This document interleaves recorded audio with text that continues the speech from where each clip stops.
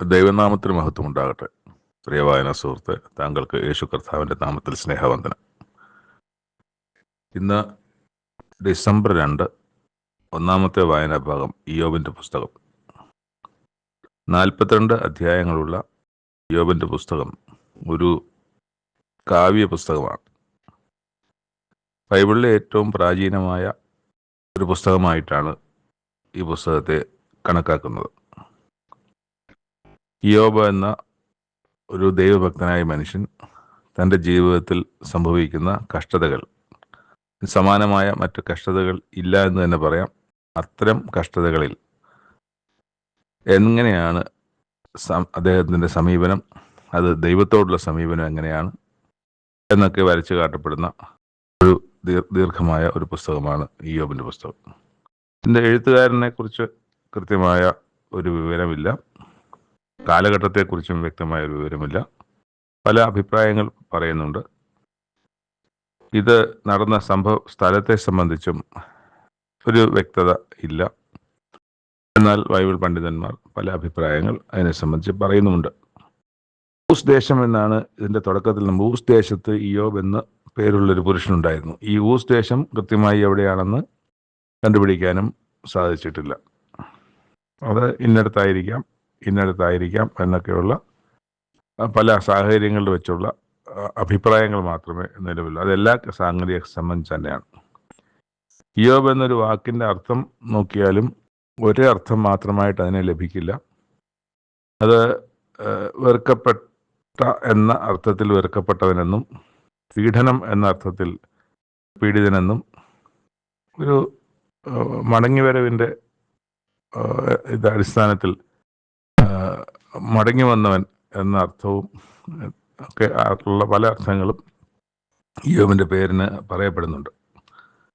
നമുക്ക് അധ്യായത്തിലേക്ക് കടക്കുമ്പോൾ ചില കാര്യങ്ങൾ അധ്യായത്തിലേക്ക് വായിച്ചു പോകുമ്പോൾ തന്നെ നമുക്ക് പറഞ്ഞു പോകാമെന്ന് കരുതുന്നു. ഊസ് ദേശത്ത് ഇയ്യോബ് എന്ന പേരുള്ള ഒരു പുരുഷനുണ്ടായിരുന്നു.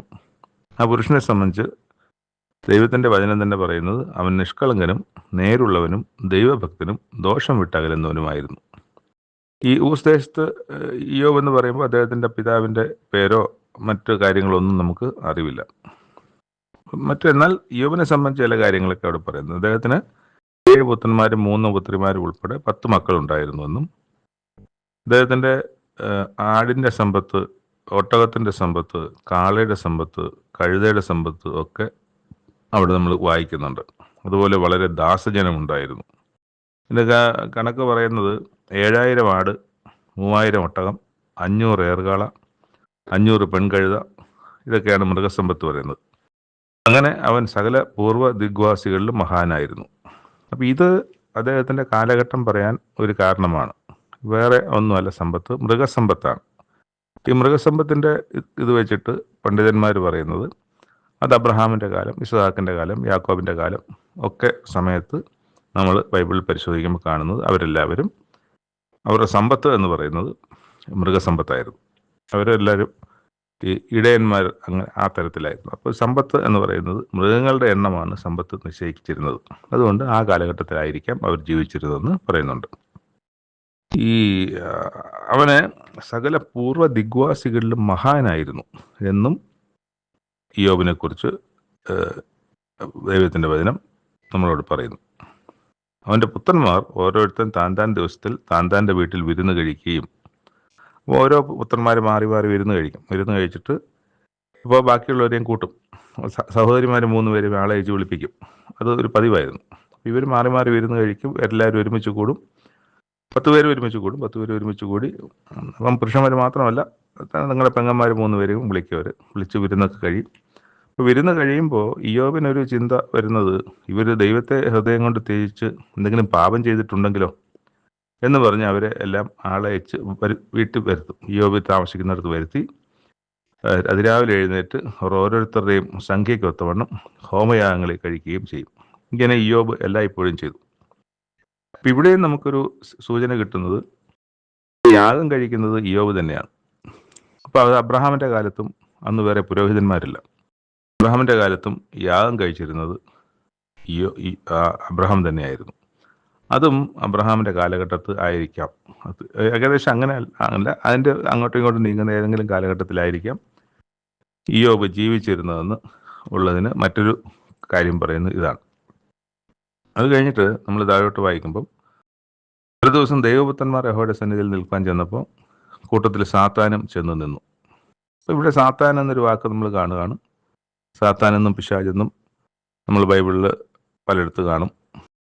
എന്നാൽ നമ്മൾ പരിശോധിച്ചാൽ പഴയ നിയമത്തിൽ സാത്താൻ എന്ന വാക്കും ഉണ്ടാവും, പക്ഷേ പിശാച് എന്നൊരു വാക്ക് പഴയ നിയമത്തിൽ കാണാനൊക്കത്തില്ല. എന്നാൽ പുതിയ നിയമത്തിൽ സാത്താൻ എന്ന വാക്കും പിശാച് എന്ന വാക്കും നമുക്ക് പുതിയ നിയമത്തിൽ കാണാം.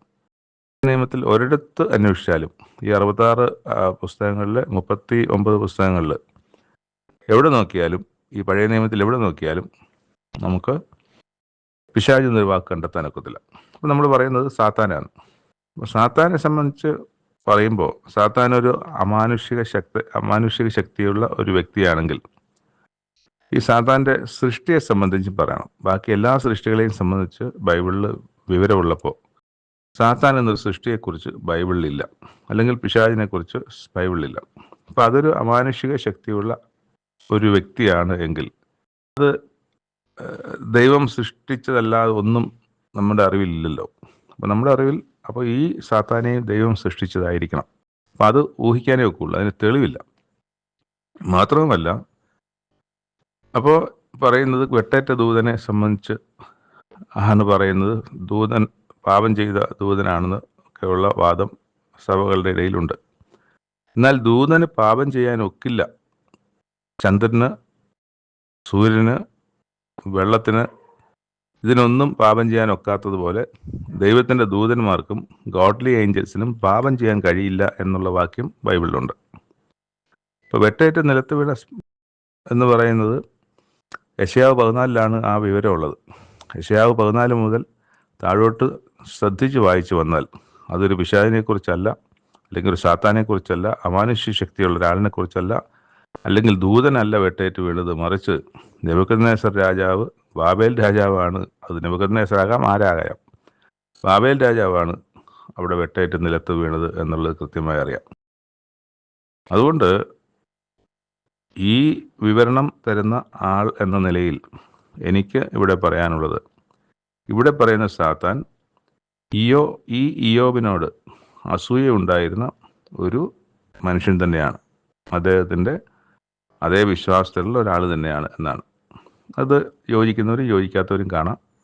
എന്നാൽ ഈ കാലത്തെ, ഇത്രയും നാളത്തെ ബൈബിൾ അറിവിൽ നിന്ന് അങ്ങനെ ഒരു സൃഷ്ടിയെ ബൈബിളിൽ നിന്ന് കാണാൻ സാധിച്ചിട്ടില്ല ഇതുവരെ. അതുകൊണ്ടാണ് ആ വിശ്വാസത്തോട് യോജിക്കാത്തത്. എന്നാൽ സാത്താൻ എന്ന പേരും പിശാച് എന്ന പേരും പിശാചുക്കൾ എന്ന പേരും ഒക്കെ വാക്കുകൾ ഈ പുസ്തകത്തിലുണ്ട് എന്നുള്ളത് സമ്മതിക്കുന്നു. അത് പക്ഷേ നമ്മളാരും കരുതുന്ന പോലെ അതൊരു അമാനുഷിക ശക്തിയുള്ള, ദൈവത്തെ പോലെ എല്ലാം ചെയ്യാൻ കഴിയുന്ന ഒരുവൻ അല്ല. ദൈവം തന്നെ പറയുന്നുണ്ട്, ഞാൻ മാത്രമേ ഉള്ളൂ, ഞാൻ യഹോവ, ഞാൻ ഒരുവനേ ഉള്ളൂ, ഞാൻ മറ്റൊരുവനെ അറിയുന്നില്ല എന്നാണ്. അത് എന്നെപ്പോലെ ശക്തിയും കഴിവും ഒക്കെയുള്ള മറ്റൊരുവനെ അറിയുന്നില്ല എന്ന് പറഞ്ഞാൽ ഭൂമിയിലാകെ ഇത് ചെയ്യാൻ കഴിവുള്ള ഒരു വ്യക്തി ഉണ്ടെങ്കിൽ അത് ദൈവം മാത്രമേ ഉള്ളൂ. ദൈവം പറയുന്നത് നന്മ അയക്കുന്നത് ഞാൻ തന്നെ, തിന്മ അയക്കുന്നത് ഞാൻ തന്നെ. പൊതുവെ ഒരു ചിന്തയുണ്ട്, നന്മ അയക്കുന്നതെല്ലാം ദൈവവും തിന്മ അയക്കുന്നത് സാത്താനുമെന്നും. അപ്പം ഇവിടെ ഈ പുസ്തകം വായിക്കുമ്പോൾ ഇയ്യോബിന് വരുന്ന കഷ്ടമെല്ലാം സാത്താൻ വരുത്തിയ കഷ്ടമാണ് എന്നാണ് നമ്മൾ മനസ്സിലാക്കുന്നത്. അപ്പോൾ അത് പൊതുവെ ബൈബിൾ ഈ വിശ്വാസികളായിരിക്കുന്ന ആൾക്കാർ, ക്രിസ്ത്യാനികളായിരിക്കുന്ന ആൾക്കാർ എല്ലാവരും ചിന്തിക്കുന്നത് അങ്ങനെയാണ്. പക്ഷെ ബൈബിൾ തന്നെ, ദൈവം തന്നെ പറയുന്നത് ഇയ്യോബിൻ്റെ പുസ്തകത്തിൽ, ഞാൻ തന്നെ നന്മ അയക്കുന്നു, ഞാൻ തന്നെ തിന്മ അയക്കുന്നു, തിന്മയും നന്മയും ഞാൻ തന്നെയാണ് അയക്കുന്നത്. അപ്പോൾ തിന്മ വേറൊരുത്തൻ്റെ കുത്തകയല്ല. അതുകൊണ്ടാണ് ദൈവം ആ യെശയ്യാ പ്രവാചകന്റെ പുസ്തകത്തിൽ തന്നെ പലയിടത്തും പറയുന്നുണ്ട്, ഞാൻ ഒരുത്തനേ ഉള്ളൂ, ഞാൻ മറ്റൊരുത്തനെ അറിയുന്നില്ല എന്നാണ് പറഞ്ഞത്. അപ്പോൾ അങ്ങനെ ഒരുത്തൻ ഇല്ല എന്നാണ് എൻ്റെ അർത്ഥം. അറിയാത്തത് കൊണ്ടല്ല, ഇല്ലാത്തത് കൊണ്ടാണ്. അപ്പോൾ അങ്ങനെ നമ്മൾ ഈ പുസ്തകത്തിലേക്ക് വരുമ്പോൾ അവിടെ യഹോവ സാത്താനോട്, നീ എവിടെ നിന്ന് വരുന്നു എന്ന് ചോദിച്ചതിന്, ഞാൻ ഊടാടി സഞ്ചരിച്ചിട്ട് വരികയാണ്, നീ എൻ്റെ ദാസനായ ഇയ്യോബിൻ്റെ മേൽ ദൃഷ്ടി വെച്ചോ, അവനെപ്പോലെ നിഷ്കളങ്കം നേരുള്ളവനും ദൈവഭക്തനും ദോഷം വിട്ടകലുന്നതിനും ഭൂമിയിൽ ആരും ഇല്ല എന്ന് പറഞ്ഞപ്പോൾ അയാൾ ഈ ശത്രു പറയുകയാണ്, അല്ലെങ്കിൽ സാത്താൻ പറയുകയാണ്, അവൻ ദൈവഭക്തനായിരിക്കുന്നത് വെറുതെ അല്ല, നീ അവനെല്ലാം എല്ലാ സംരക്ഷണയും കൊടുത്ത്, അവന് ആടും സമ്പത്തും മക്കളും എല്ലാം കൊടുത്ത് അവനുള്ളതെല്ലാം വേലി കെട്ടി സംരക്ഷിച്ചിരിക്കുകയാണ്. അതുകൊണ്ടാണ് അവന് നിന്നോട് ഇത്ര വലിയ ഇഷ്ടവും ഭക്തിയും നേരുള്ളവനായൊക്കെ നടക്കുമെന്ന് പറയുന്നത്. നീ അവൻ്റെ ഈ ഇതിലൊക്കെ ഒന്ന് തൊട്, അവൻ്റെ അവന് അവന് അവൻ്റെ അവൻ്റെ സമ്പത്തിന്മേലും അവൻ്റെ പറ്റുള്ളതിൻ്റെ മേലും ഒന്ന് തൊട്ട് അവനൊന്ന് അവൻ്റെ സംരക്ഷണ വേലി ഒന്ന് പൊളിച്ചു കളാം. അപ്പോൾ അവൻ നിന്നെ തള്ളിപ്പറയും, നിന്നെ ത്യജിച്ച് പറയുമെന്ന് പറയാണ്. ദൈവം സാത്താനോട് പറയണമെങ്കിൽ ഇത് അവനുള്ളതൊക്കെ നിൻ്റെ കയ്യിലിരിക്കുന്നു, അവൻ്റെ ശരീരത്തിൽ മാത്രം കയ്യേറ്റം ചെയ്യരുത്. അങ്ങനെ സാത്താൻ യഹോവയുടെ സന്നിധിയിൽ നിന്ന് പുറപ്പെട്ടു പോയി. ഇത് കഴിഞ്ഞ് നടക്കുന്ന സംഭവം, ഒരു ദിവസം ഇയ്യോബിൻ്റെ പുത്രന്മാരും പുത്രിമാരും മൂത്ത ജ്യേഷ്ഠൻ്റെ വീട്ടിൽ വിരുന്ന് ചെയ്തുകൊണ്ടിരിക്കുമ്പം അവിടെ ശെബായർ എന്ന് പറയുന്ന, നമുക്കറിയാം ശെബാരാജ്ഞി എന്നൊക്കെ നമ്മൾ കേട്ടിട്ടുണ്ട്. അത് ആ ഇസ്രായേലൊക്കെ വരുന്ന ഭൂഭാഗത്തിൻ്റെ തെക്കേ അറ്റത്ത് കിടക്കുന്ന, ഇപ്പോൾ അത് യമനാണ് ആ സ്ഥലം യമൻ എന്ന രാജ്യമാണ്. ശെബ എന്ന് പറയുന്ന സ്ഥലം. അത് 3 വശവും കടലാണ്.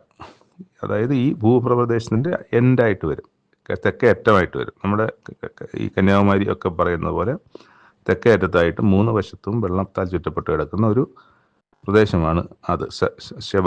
അത് ഇന്നത് യമനാണ്. അപ്പോൾ അവിടെ നിന്ന് കുറേ ആൾക്കാർ വന്നിട്ട് ഇവിടെ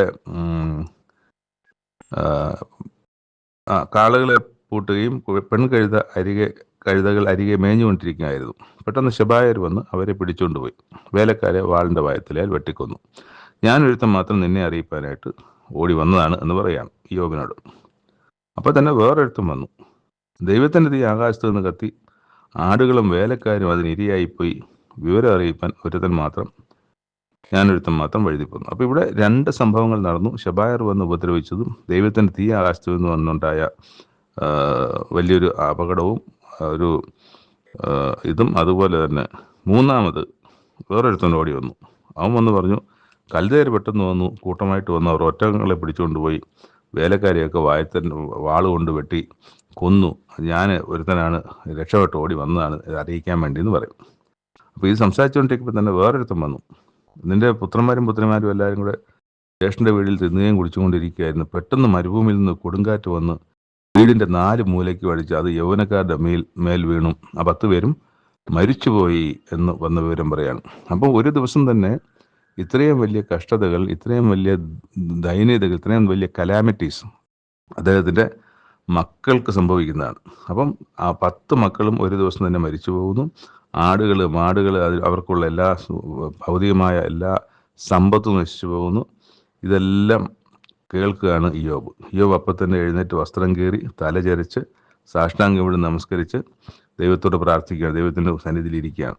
നഗ്നനായി ഞാൻ എൻ്റെ അമ്മയുടെ ഗർഭത്തിൽ നിന്ന് പുറപ്പെട്ടു വന്നു, നഗ്നനായി തന്നെ മടങ്ങിപ്പോകും. യഹോവ തന്നു, യഹോവ എടുത്തു, യഹോവയുടെ നാമം വാഴ്ത്തപ്പെടുമാറാകട്ടെ എന്ന് പറഞ്ഞു.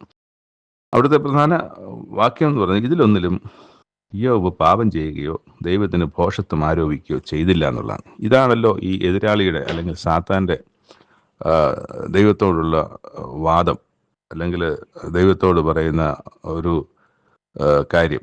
അപ്പം അവിടെ അത് സംഭവിച്ചില്ല. ഈ സാത്താൻ എന്ന് പറയുന്ന എതിരാളി ഈ ഇയ്യോബിനെ കുറിച്ച് ആരോപിച്ച കുറ്റം അവിടെ സംഭവിച്ചില്ല. ഇയ്യോബ് അങ്ങനെയുള്ളവനാണ്. അവൻ്റെ വസ്തുവകകളും മറ്റു കാര്യങ്ങളും ഒക്കെ എടുത്താൽ, അവൻ്റെ മക്കൾ 10 പേരും നശിച്ചു പോയാൽ, ഇതൊക്കെ സംഭവിച്ചാൽ അവൻ നിന്നെ തള്ളിപ്പറയും എന്നുള്ളതാണ്. പക്ഷെ അവിടെ ഇയ്യോബ് ഇതിലൊന്നിലും പാപം ചെയ്തില്ല. ഇയ്യോബ് പറഞ്ഞത് ദൈവം തന്നു, ദൈവം എടുത്തു, ദൈവത്തിൻ്റെ നാമം വാഴ്ത്തപ്പെടുമാറാകട്ടെ എന്നാണ്. ഇനി 2-ാമത്തെ അധ്യായത്തിലേക്ക് നമ്മൾ നോക്കുമ്പം വേറൊരു ദിവസം ഇതുപോലെ ദൈവപുത്രന്മാർ യഹോവയുടെ സന്നിധിയിൽ നിൽക്കാൻ ചെന്നപ്പോൾ സാത്താൻ അവരുടെ കൂട്ടത്തിൽ യഹോവയുടെ സന്നിധിയിൽ നിന്നു. ഇതൊരു ദേവാലയത്തിലാകാം, വേണമെങ്കിൽ അങ്ങനെയാവില്ല. അവിടെയും യഹോവയുടെ സന്നിധിയിൽ നിൽപ്പാൻ ചെല്ലുന്നത് ദൈവപുത്രന്മാരാണ്.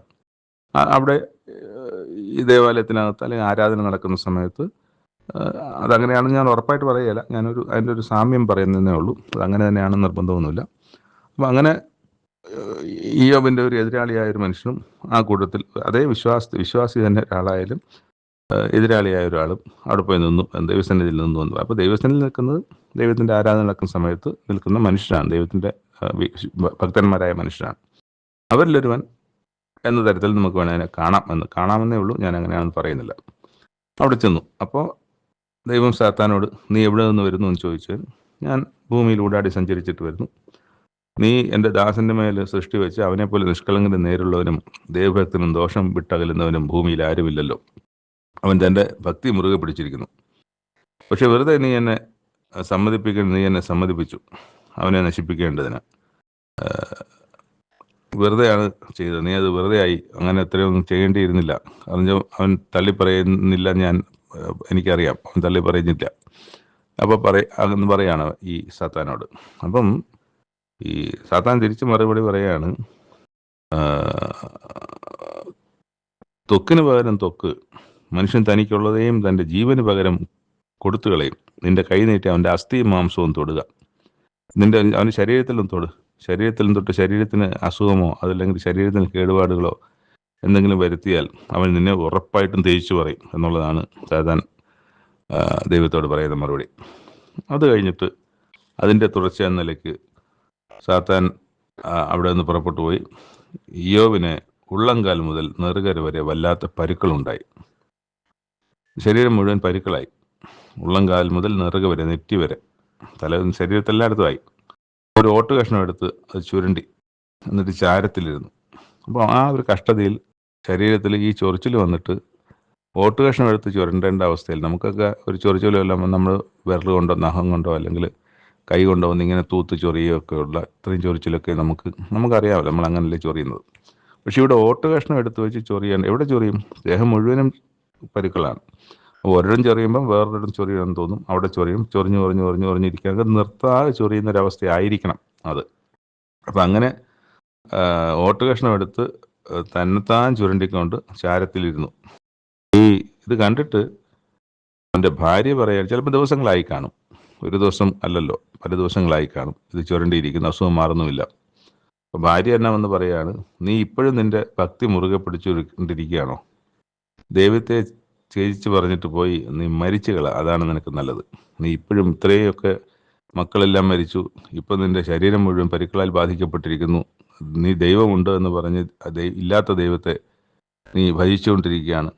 ഇത് ദൈവത്തെ ത്യജിച്ചിട്ട് ദൈവം തള്ളിപ്പറഞ്ഞിട്ട് ഇല്ലെന്ന് പറഞ്ഞിട്ട് നീ പോയി മരിക്കും, അതാണ് നിനക്ക് നല്ലതെന്ന് പറയും. അപ്പം അതിന് മറുപടി അദ്ദേഹം പറയും, നീ ഒരു പൊട്ടി സംസാരിക്കുന്ന പോലെ സംസാരിക്കുകയാണ്. ഇത്രയും നാൾ നമ്മൾ ദൈവത്തിൻ്റെ പക്കൽ നിന്ന് നന്മ അനുഭവിച്ചു. എന്തെല്ലാം നന്മ, വലിയ നന്മയല്ലേ അനുഭവിച്ചത്, നന്മ അനുഭവിച്ചത്.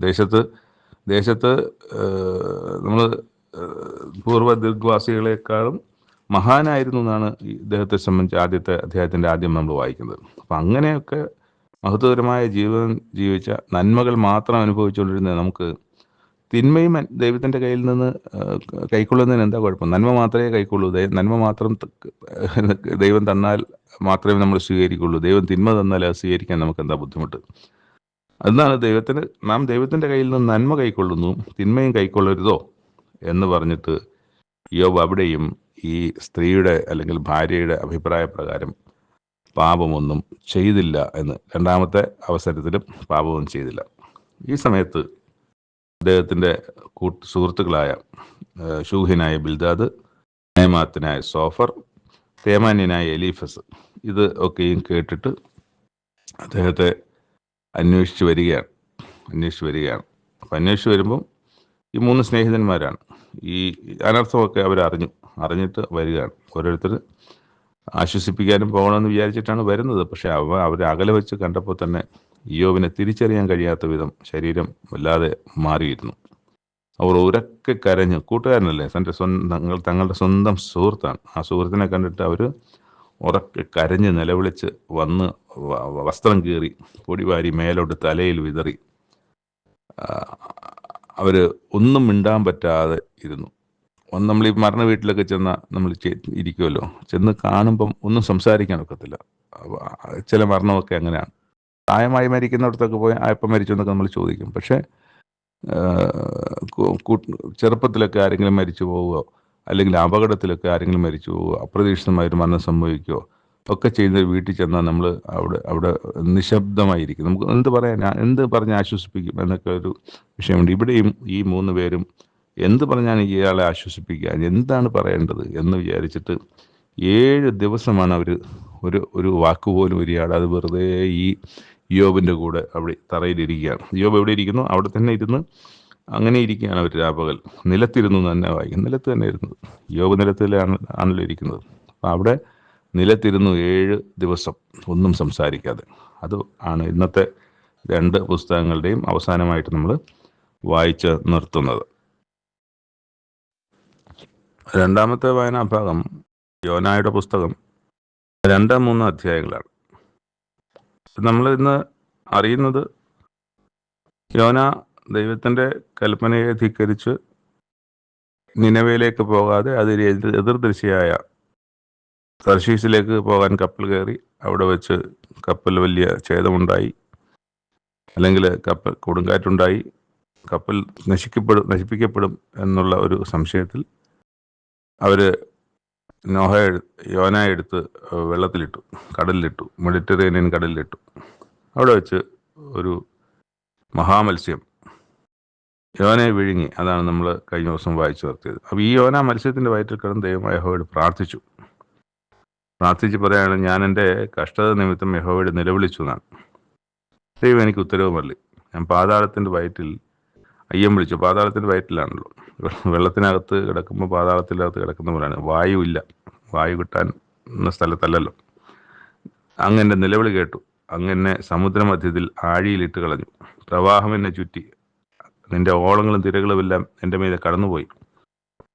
ഈ കടൽപ്പായൽ തലപ്പാവായി. ഞാൻ പർവ്വതങ്ങളുടെ അടിവാരങ്ങളോളം ഇറങ്ങി. അപ്പോൾ ഈ പർവ്വതം, നമ്മൾ പുറത്ത് കാണുന്ന പർവ്വതത്തിൻ്റെ അവസാനം ഇങ്ങ് കടലിലങ്ങ് താഴ്ന്നു പോകുന്നതാണല്ലോ. കടലിൽ നല്ല ആഴമുണ്ട്. നമ്മൾ ഭൂമിയിൽ പർവ്വതം പോയർന്ന് നിൽക്കുന്ന പോലെ തന്നെ ഈ ഇതിൻ്റെ താഴെയും കടലിനകത്തും പർവ്വതങ്ങളും ഗർത്തങ്ങളും ഒക്കെ ഉണ്ട്.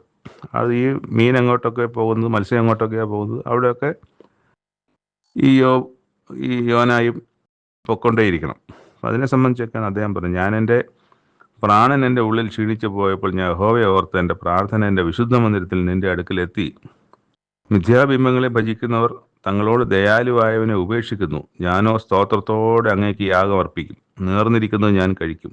രക്ഷ യഹോവയുടെ പക്കൽ നിന്ന് വരുന്നു.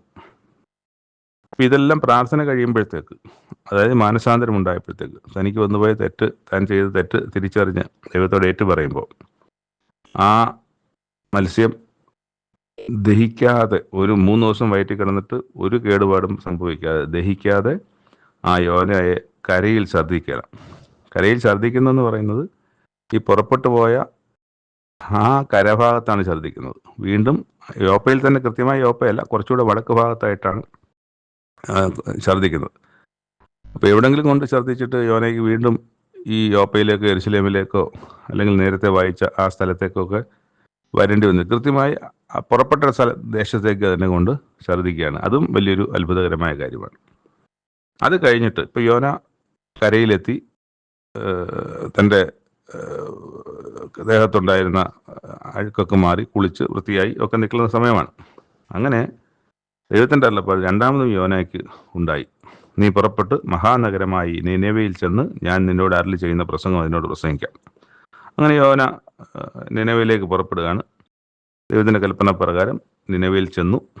എന്നാൽ നിനവെ 3 ദിവസത്തെ, അപ്പം ഇത് ശരിക്കും പറഞ്ഞാൽ 3 ദിവസത്തെ വഴിയല്ല, ഈ 550 ഏകദേശം 800 ചില്ലുവാനും കിലോമീറ്റർ, അത് 3 ദിവസം കൊണ്ട് എത്തുന്നതല്ല.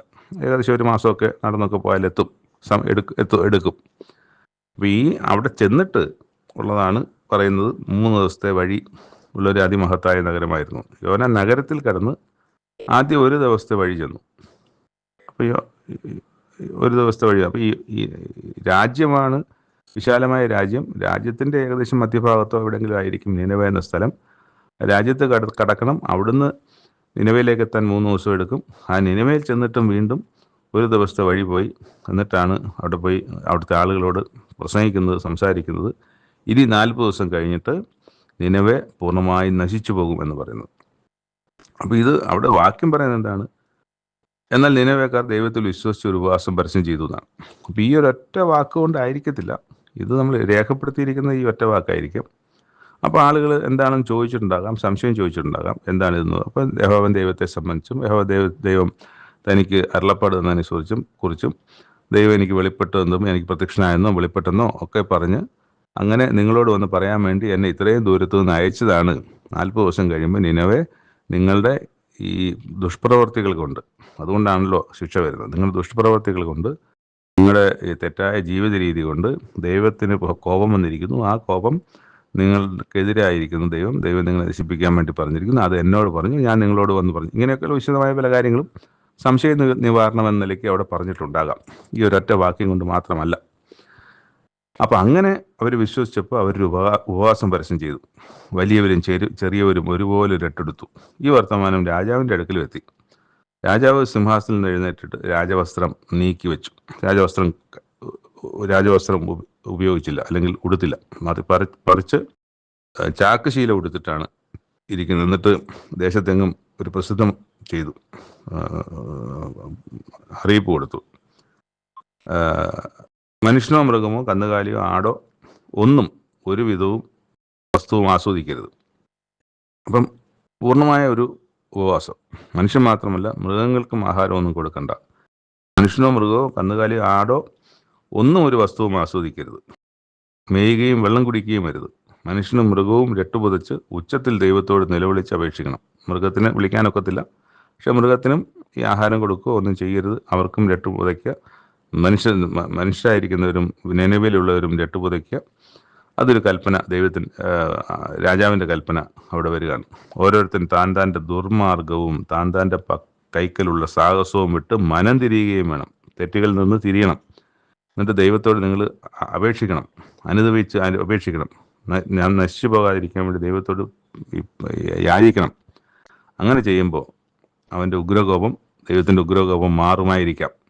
അപ്പം എന്നാൽ നിങ്ങൾ ചെയ്യണം. മാറുമോ ഇല്ലയോ എന്ന് എനിക്കറിയില്ല, പക്ഷേ അത് ചെയ്യണം. അവർ ദൈവത്തിൻ്റെ വഴിയിലേക്ക് തിരിഞ്ഞു വരികയാണ്. അവർ ദുർമാർഗം വിട്ട് തിരിഞ്ഞു എന്ന് ദൈവം കണ്ടപ്പോൾ അവരെ തന്നെ താഴ്ത്തി അവർ ഉപവാസം ചെയ്യുകയും രട്ടുടുക്കുകയും ഒരാഹാരമൊന്നും കഴിക്കാതിരിക്കുകയും ദൈവത്തോട് യാചിക്കുകയും ഒക്കെ ചെയ്യുന്നത് കണ്ട് അവർക്ക് മനസാന്തരമുണ്ടായും ദൈവം കാണുകയാണ്.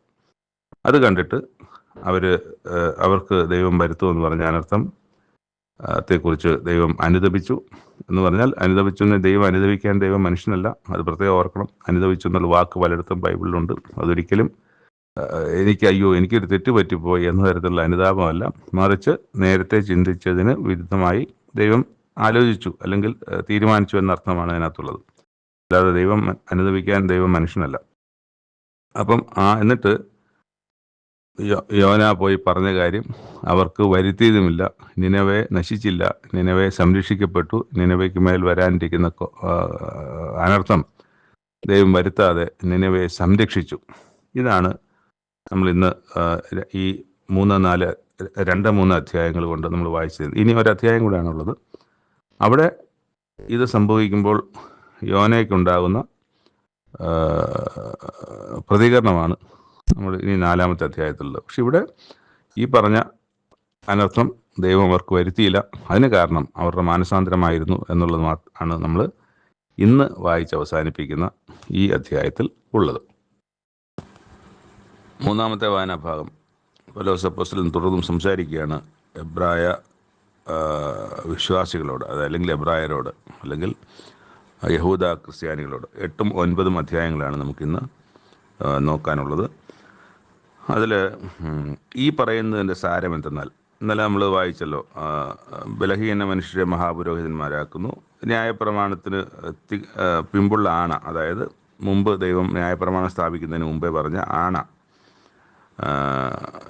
എല്ലാം തികഞ്ഞവനെ തന്നെ, തികഞ്ഞ പുത്രനെ പുരോഹിതനാക്കുന്നു. അപ്പോൾ അതിൻ്റെ സാരം എന്തെന്നാൽ, സ്വർഗത്തിൽ മഹിമാസനത്തിൻ്റെ വലതുഭാഗത്തിരുന്നവനായി വിശുദ്ധ സ്ഥലത്തിൻ്റെയും മനുഷ്യനല്ല കർത്താവ് സ്ഥാപിച്ച സത്യകൂടാരത്തിൻ്റെ ശുശ്രൂഷകനായ മഹാപുരോഹിതൻ നമുക്കുണ്ട്. അവൻ ഭൂമിയിലായിരുന്നെങ്കിൽ പുരോഹിതനാകയില്ലായിരുന്നു. ന്യായപ്രമാണം വഴിപാടർപ്പിക്കുന്നവരുണ്ടല്ലോ. അപ്പോൾ അവൻ ഭൂമിയിലായിരുന്നെങ്കിൽ അവന് ആകയില്ലായിരുന്നു.